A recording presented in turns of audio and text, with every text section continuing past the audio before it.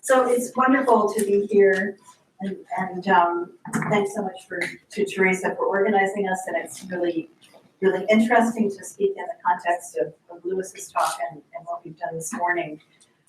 So in thinking about what I wanted to do here, I decided that I would focus my comments today on an argument regarding the boundaries of robot agencies. So how those boundaries are currently drawn and how they might be drawn differently. This argument starts from the observation that the framing of so-called autonomous robots, I'm going to be focusing on them and further classes within that. So the framing of so-called autonomous robots, both in their visual and narrative representation and in the material practices of their demonstration, because the demonstration I think is a key event, that framing reiterates a commitment to the figure of the liberal human subject and to the reproduction of a class of subservient subject/objects. Many themes that we've been covering today. The title and the abstract for my contribution to the workshop are taken from an occasional blog, kindred to the Social Robot Futures blog that's maintained by Karen Ast, which I looked at before I came. It was really wonderful, in which I set out my concerns and frustrations with projects to configure robots in the image of living creatures, and more specifically humans and their companion species. For the most part, I'm tracking and responding to media reports of these developments, trying to point along the way to sources that can help us to question the assumptions that these stories repeat, at the same time that they purport to be telling us about things that are unprecedented and, most disturbingly to me, inevitable. I'm trying to destabilize the authority, the credibility of these narratives of social robots in order to hold open a space for critical analysis that might enable, in turn, very different technological projects.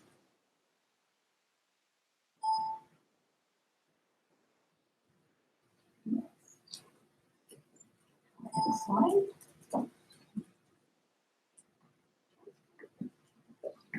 There we go.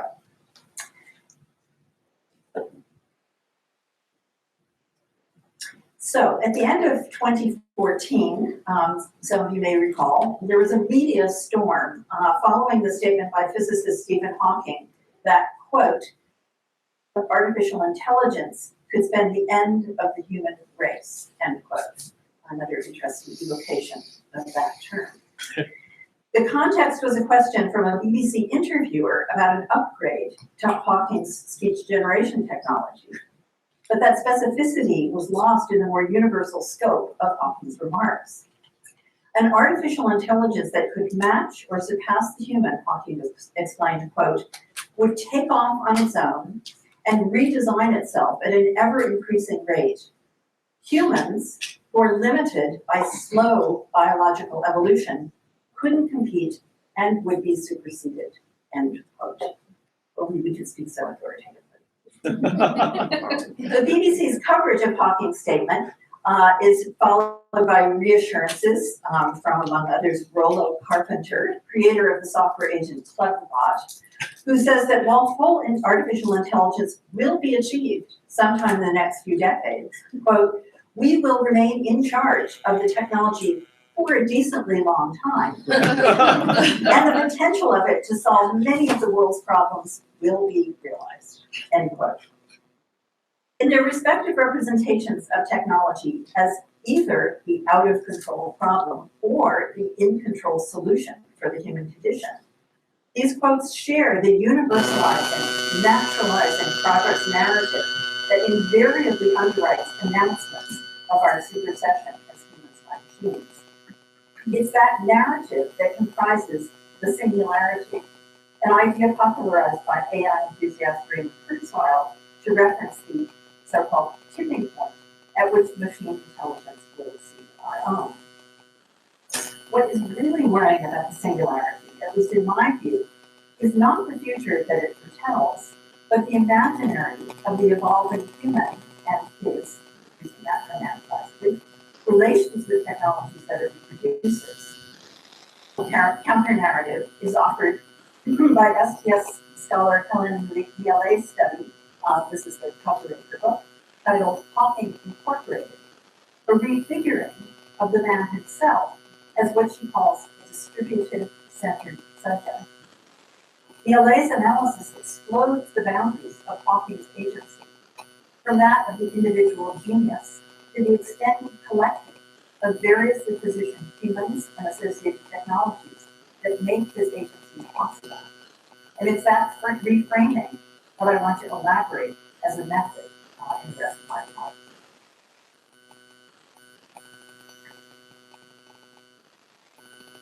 Reframing involves, among other things, restoring the specificities of cultural politics, which are about narratives, a lot of what we do here so far today. As one starting place, we might return to the 1950 paper by mathematician Alan Turing, taken to be the origin of the so-called Turing test for machine intelligence, otherwise known as the imitation game. This image is taken from the Turing archive for the history of computing. It shows the most common diagram of the test, with an unmarked person and a test computer on one side, and an interrogator attempting to differentiate them on the other. But Turing describes the test quite differently. Quote, it is played with three people. This is his original conception. A man, a woman, and an interrogator, who may be of either sex. The interrogator stays in a room apart from the other two. The object of the game for the interrogator is to determine which of the other two is the man. He knows them by labels X and Y, and at the end of the game he says either X is a man and Y is a woman, or X is a woman and Y is a man. The interrogator is allowed to put questions to X and Y. Thus, interrogator, will X please tell me the length of his or her hair? Now, Turing continues, now suppose X is actually a man. It is X's object in the game to try and cause the interrogator to make the wrong identification. His answer might therefore be, quote, my hair is tingled and the longest strands are about 9 inches long. In order that tones of voice may not help the interrogator, the answer should be written, or better still, typewritten. The ideal arrangement, and now it enters the machine, is to have a teleprinter communicating between the two rooms. Questions and answers can be repeated by an intermediary. The object of the game for the third player, the woman, is to help the interrogator. The best strategy for her is probably to give truthful answers. She can add such things as, I am the woman, don't listen to him, to her answers. Well, it will avail nothing, as the man can make similar remarks. We now ask the question, what will happen when a machine takes the part of the man in this game? Will the interrogator decide wrongly as often when the game is played like this as he does when the game is played between a man and a woman? These questions replace our original 10 machines. Thank you. So, the setup in sum is somewhat more complicated than it is generally represented, as a trial between a person in one room and a computer in another, both attempting or programmed to persuade the interrogator that they are human. Rather than human versus machine, the contest is around whether a man or a computer can best enact a convincing imitation of normative feminine gender identity under conditions where appearance is reduced to living words. The extraordinary erasure of the imitation game's cultural, historical, and gender specificity is part of what produces it as the universal test of intelligence. This is part of a wider project of figuring intelligence as a universal, a capacity that can be abstracted from its specific cultural and historical embodiments, relations, and enactments. And, of course, Turing himself was the embodiment of a complex cultural tests over masculinity, sexuality, and masquerade. Feminist critiques of the AI project have, among others, have suggested that it might constitute an aspiration to a kind of male birthing, another theme that has come up before today. At the least, it frequently deploys the figure of the child and of individual development as well as species evolution. This quote from the same seminal article indicates that Turing was captivated by the premise that a computational machine might be created that would have the developmental potential of a human child. So he writes in the same article, instead of trying to produce a program to simulate the adult mind, why not rather try to produce one which simulates the child? If this were then subject to an appropriate course of education, one would obtain the adult brain. I'm not going to analyze that in detail, but it's full of potential. Now, this fantasy is traceable. Oh, I haven't been, I'm used to using presenter tools. So here's the quote from Turing and the man himself. So this fantasy of the child is traceable through contemporary fictional renderings of the human-like machine. So it's just one prominent example. In the year 2001, the originary thinking machine HAL in the 1968 film 2001 is refigured in Steven Spielberg's film AI as an almost perfect human replica in the form of a robot child.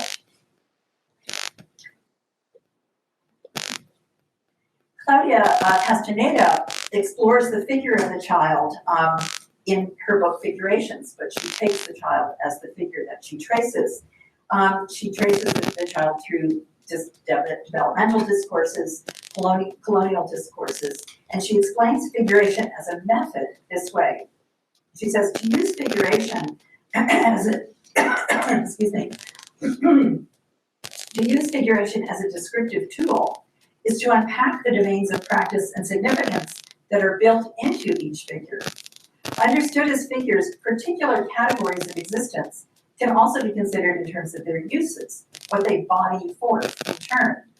Figuration is thus understood to incorporate a double force, constitutive effect and generative circulation. So it's both the historical accretion that the figure embodies and also the features that it reproduces and projects.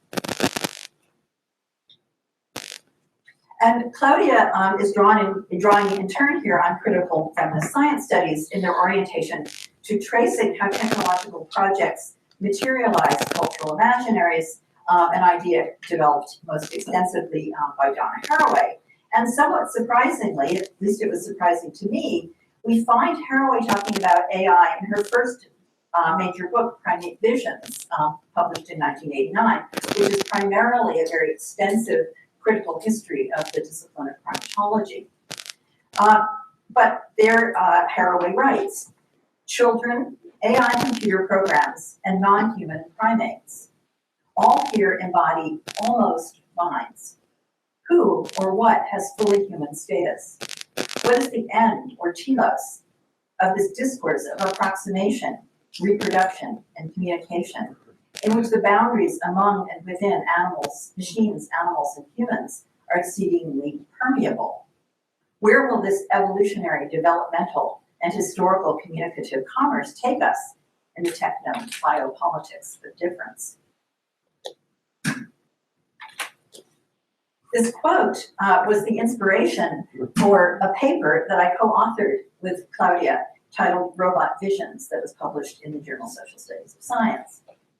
The paper was conceived when I was invited to speak at a conference at Goldsmiths College in London on passionate machines, along with the roboticist Steve Grand, who is the inventor father of Lucy the robot orangutan, a robot child who was at the time bringing up in his family's home in Somerset. If unwitting Harawayan synthesis, Grand explicitly links Lucy the robot orangutan to Lucy the chimpanzee, who Haraway discusses, raised from infancy to adulthood in the home of psychotherapist Maurice Tamerlan and his wife Jane, and son Stephen. Grant's book title, Growing Up with Lucy, is a direct citation of Tamerlan's 1976 book, Lucy, Growing Up Human. Grant figures Lucy the robot baby as kin to other child apes who have approximated humans in scientific research on the origins and essence of human nature. So we see this enfolding of the developmental and the evolutionary in the sites of the humans' various alternatives. Our paper explores the ways in which the robot and the primate child have been figured as mirrors of the normative adult. We might add the white male human in the making, and how they might be refigured to allow us to tell different stories about ourselves as humans, our companion species, and our machines. And we conclude with this quote: "Framed not as the importation of mind into matter, but as the rematerialization of bodies and subjectivities in ways that challenge familiar assumptions about the naturalness of normative forms, primates, robots, and robot primates might become sites for transformation rather than further reiteration. This requires stories that are implicated, however, aware of the circuits between the discursive and the material, and animated by imaginaries that remember their own histories." And again, this is very resonant, I think, with our discussions previously today.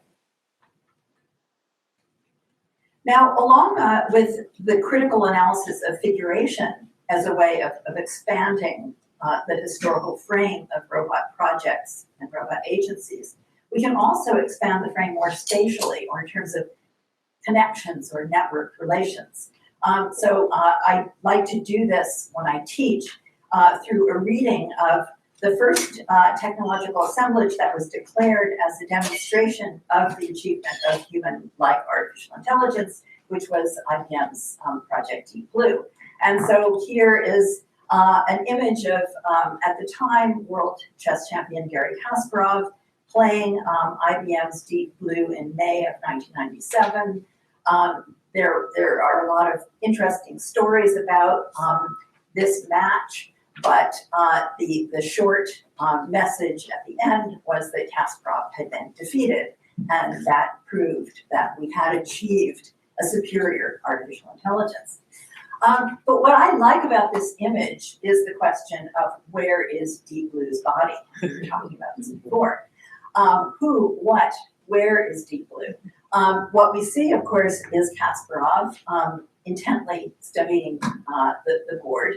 And then over here, we see the appendage of Deep Blue, the human peripheral, who's actually moving the chess pieces as directed and inputting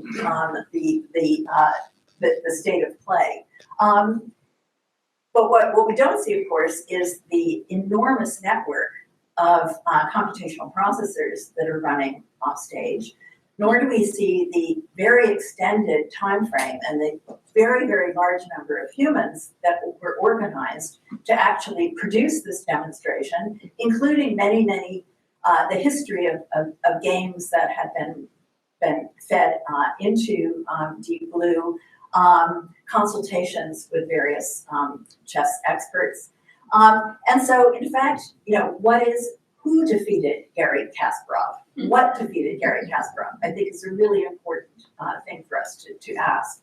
And of course, we could do a similar analysis of Garry Kasparov, right? Because we know that chess masters are informed by a history of play. And so equally, this is an argument not only about understanding machinic agencies, but also about understanding human agencies and their distributions and their multiplicity and their multiple materialities.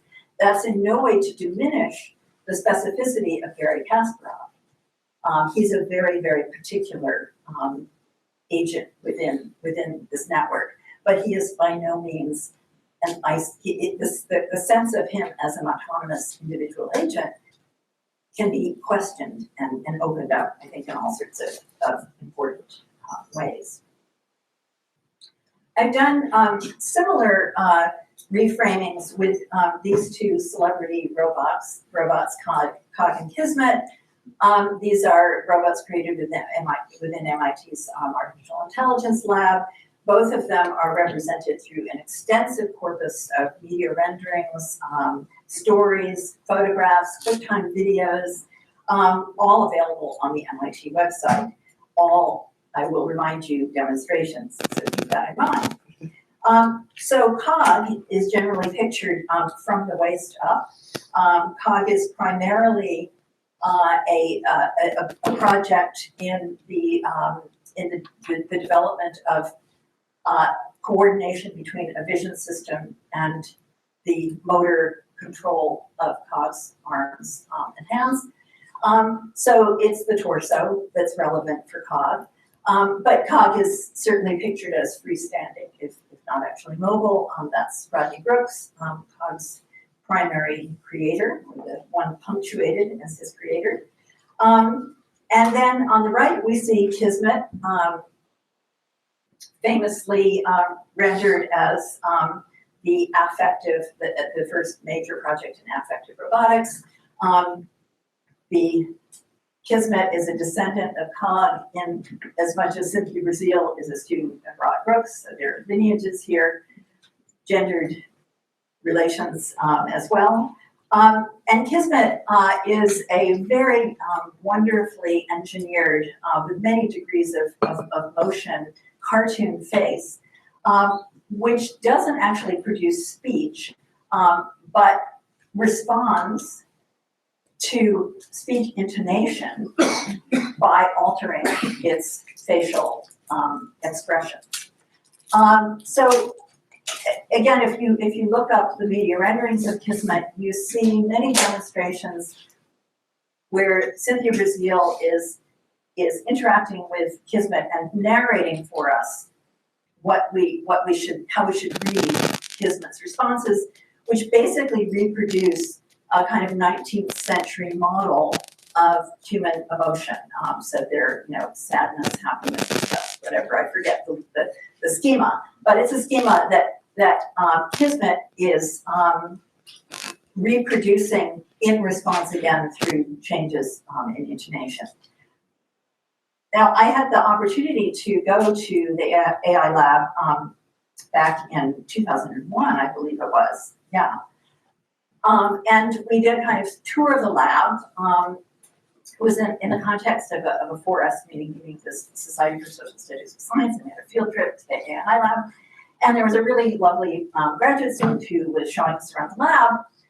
And we went into the room where COG resides, and the student who was showing us around sort of apologetically explained that COG was not actually operative because there were no graduate students working on the project. So those of you who are familiar with complex systems know about bit rot and the fact that if there isn't sort of active engagement with software, it tends to and go out of date in ways that make it no longer work. So that was one really interesting thing for me about COG's agency, that COG's agency was comprised through the ongoing labors of the members of the lab. And the other thing that really struck me about COG, because I got to see the rest of COG's body, is that COG's base was at the time basically holding an enormous sheath of cables, which again ran to this huge bank of processors, which never get pictured. So in a way here, I'm talking quite literally about the framing, like what's in the frame and what's outside the frame in these renderings. So again, I love this because I got to see COG's agency in its attachments to all of these other machines that were part of COG's capacities. Kismet was actually running, but Cynthia Brazil was not there, and we sat down and we tried to evoke some kind of intelligible responses from Kismet and didn't get anywhere. And the message that I take from that is not that Kismet is a failed robot, but that the unit of analysis here is Cynthia and Kismet. That there's an extraordinary relationship here of labor, of performance, which cannot be. It's kind of irreducible, and yet in its renderings, we're constantly directed to the autonomy of Kismet as the benchmark. In both of these cases, the autonomy is the benchmark of the humanness of these machines.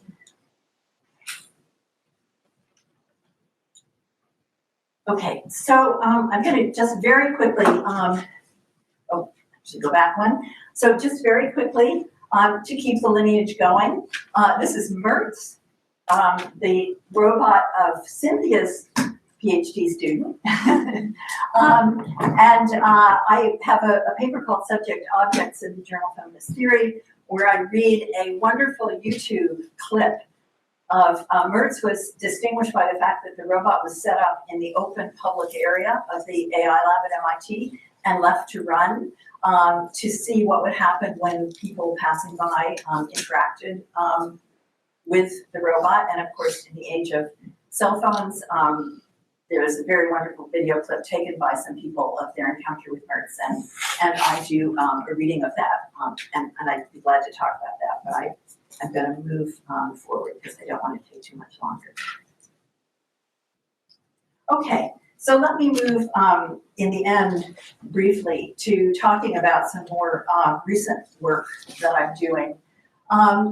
These images are from a workshop that I organized with colleagues of mine at Lancaster back in 2009, and we called it Warfare and Healthcare, Action at a Distance and Bodies in Contact. And we were interested in thinking about relations across these seemingly antithetical domains in terms of movements in both cases in the direction of remotely controlled technological systems on the one hand, and the continuing relevance of, as we're saying, bodies in contact, embodied co-presence on the other. And my own engagement with this has been primarily in the area of military systems. And one provocation for me in getting involved in this was this article in the New York Times back in November of 2010. The article is titled "War Machines Recruiting Robots for Combat." So it's about the introduction of robotic systems into ground operations. But I was most struck by the caption that goes along with the image, an image of a controller, and particularly by its closing phrase. So it reads, quote, "Remotely controlled, some armed robots are operated with video game-style consoles, helping to keep humans away from danger." And if you are tracking, this is a continually repeated trope, that these robots will keep us safe, they will minimize casualties. There is an unmarked positionality from our side and a systematic erasure of the injured and killed bodies that are, of course, the objects, the targets of these systems. So this trope of keeping us safe is, of course, foundational. It's completely pervasive in discourses of warfighting at a distance in its various modes. And the controller in that image is made by Kinetic, which is one of the UK's most prominent weapons manufacturers. So they're developing remotely controlled armed robots like the Talon. And here they say, world-beating robots designed to do the dirty work. And those of us who do studies of gender and technology, this is an immediate flag for us of where, who does the dirty work, what counts as dirty work. And we also here get further on, actually right below this, we get the assurance that the Talon will, quote, help military personnel and first responders stay out of harm's way. So again, this is all about saving lives. And the slide into first responders is also a ubiquitous kind of elision in the figuring, the representation of these robots. And some of you may know that DARPA has their grand challenge, which uses the Atlas robot and is framed in terms of first responders. So if we're not out fighting wars, we're fighting disasters. But the first responder is of course a much more benign kind of figure to invoke. Right, Teresa made a brief mention of the UN. I have more recently gotten involved in initiatives in relation to the untethering of robotic systems from their human controllers. So remote control, I think, is an eminently practical and very concerning development. I mean, we probably have all heard about the PackBot, the robots that go out and decommission IED devices before they explode. So again, the robot as first responder. But of course, the Talon robot, all you do is you put guns on top of that, and you have a remotely controlled device that you can send out to kill while you're remaining at more of a safe distance. And in general, as we know from the drone systems, remote control, we have extraordinary abilities to elaborate remote control. So that's one set of issues. But the other is the direction towards the progressive untethering of weapon systems from human control. It's kind of the next logical step in the automation of warfare. There are various arguments as to its benefits. And this is a trajectory that I've become involved in working to interrupt, along with colleagues in the campaign that's led by Human Rights Watch to stop killer robots, as their slogan says. And on the left is a rendering of one such technology. So this is the South Korean Super Aegis border monitoring and response system. So this is a sentry. I mean, the image is interesting. Again, it's a kind of mocked up. But what it shows is the sort of view from this machine, and you're looking at someone with their hands up in the air, and there's a red square indicating that the image system has recognized this as a human. It of course begs the question of what about the arms raised in the air, because according to international humanitarian law, that would mean you couldn't shoot this person because they were surrendering. So there are all sorts of issues about that. But the other thing about this system is that it operates in the so-called demilitarized zone between North and South Korea. Like the area in the Berlin Wall, I mean, the Berlin Wall was, of course, two walls with a space between, and any warm body in the space between was considered a legitimate target. So if you have an area in which any warm body is a legitimate target, then the requirements on target recognition go way down. But as we know, that is far from the case, and increasingly far from the case of actual US military operations. And so on the right is an arena of arms control called the Convention on Certain Conventional Weapons. This is a body in the United Nations that does non-nuclear weapons that are considered to be unacceptable. So they have, these are things like blinding lasers, landmines, that are considered to be so injurious and indiscriminate that they are unacceptable as weapons. And so there is a process going on now in the UN to consider a ban on lethal autonomous weapons. And this is an expert panel held back in 2016, and I'm up there testifying, and I'd love to talk more about that, but it's a very interesting argument to make for me, because for these purposes of arms control, it's really important to draw a line between automation and autonomy. What constitutes an autonomous weapon, and that is a discrete category. And of course, in all the other things that I'm saying to you, I'm arguing that that's an impossible line to draw. That autonomy itself, in a way, is a fiction. But when we move into the register of these discourses, then it becomes very, very important to make that distinction. And I think that's something that's important. And I feel this way in general about some of the issues we were talking about this morning, about differences between humans and machines. It's a bit like strategic essentialism when it comes to the category of woman, that we can trouble those differences, but we must also be articulating the differences that matter between humans and machines. And we're not going to resolve that once and for all. That's something that we have to be working with. Okay.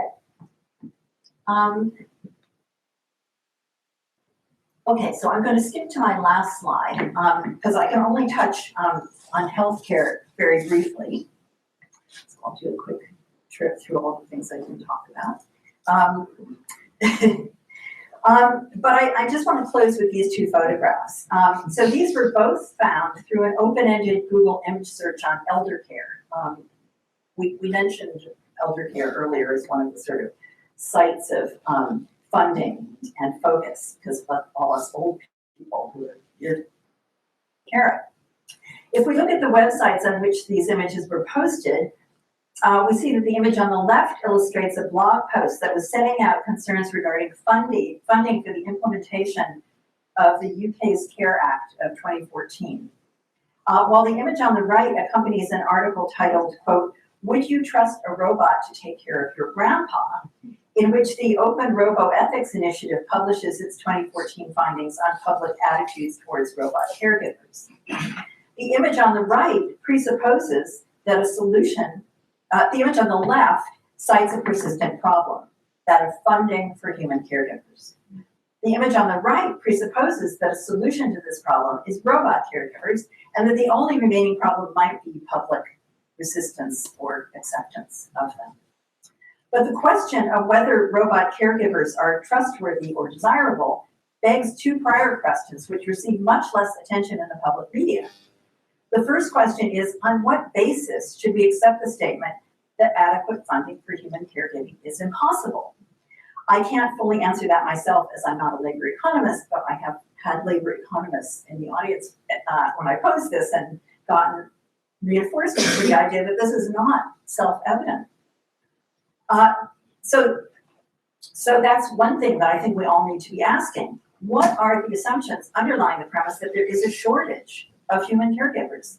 And might those assumptions be open to challenge? The second question that doesn't get asked in discussions of the ethics of robot caregivers is this. On what basis should we accept the proposition that robot caregivers are even a viable possibility? Because getting clearer about the answer to that question is necessary if we're to open the space for other ways of thinking about and investing in inventive solutions to the problem of care. So just as a first step towards that, let's look more closely at these images in thinking about what care, so in this case, giving medication, that's what's going on in both of these cases, what care entails. So we could start with the bodily positioning of the caregivers in each case in relation to those receiving medication.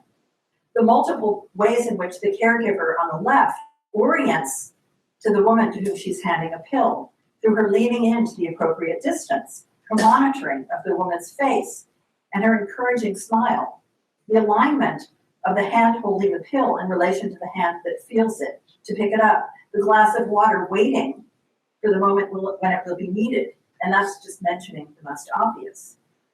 On the right, we might notice the substitution of a pill bottle for the individual pill, the reach of the recipient to meet the robot's grasp, the question of how and why this PR2 mobile robot platform, a development platform widely adopted in university robotics labs, is imagined as the right tool for this job.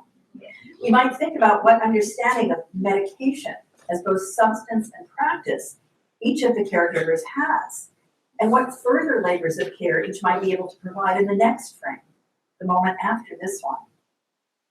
So in sum, I want to suggest that the framings that demonstrate humanoid robot agencies are based on a series of erasures that work to obscure the material practices and the extended relations on which the agencies not only of robots but also humans depend. Those materialities and relations made evident for the human that animates popular robot imaginaries. They also, I hope, help us to reframe robots, and human-robot interactions into what might be less normatively replicative, more generative and transformative configurations. Thanks.